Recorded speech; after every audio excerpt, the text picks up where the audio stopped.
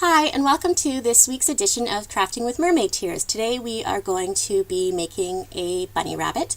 What we are going to do is we are going to be using shells instead of sea glass. So you'll want to make sure that you have a big shell, two slightly smaller shells, and two shells that look like rabbit ears. And I also have some googly eyes, a little bow, and a pink pom-pom for his nose. The top part of my rabbit is going to be this part of the shell up here. So I'm going to just place that down for my top part, and then I'm going to dry fit, which again means I'm not putting any glue, all of my pieces. Once I have a basic dry fit done, it's time to glue all of my pieces into place.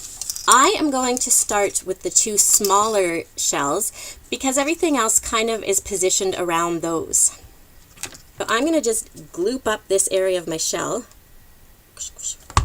and I'm going to slide him into place. The reason that I slide the shell like that is to make sure that it covers as much glue as possible. So I'm just going to do the same thing over on this side now, and then again I'm going to take it and I'm going to slide it into place.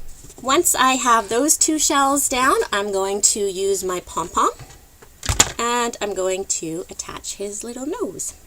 With his nose in place, I am now going to just gloop a little dauble for one eye, gloop another dauble for the other eye, put them down. Now I am going to glue on the ears, and those are going to require me to hold it a little bit longer just because there isn't that much to attach the ear to. The other option is to do it slightly behind it, and that way you've got a little bit of the edge, which is what I'm going to do. A trick that I learned when you're trying to glue pieces that don't work very well is to run a line of the glue actually over top of the back of it, almost as if it's like a little string or ribbon holding it in place. As soon as that ear is nicely in place, I'm going to go ahead and gloop on my other ear. With my ears nicely glooped into place, I am going to now just add my little yellow bow. And there is my cute little seashell bunny.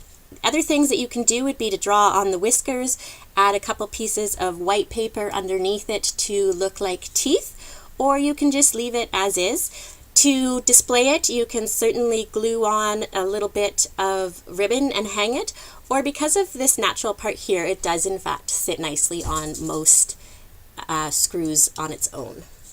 Thank you so much for joining me on this edition of Crafting with Mermaid Tears, and I hope that you have an absolutely fabulous day.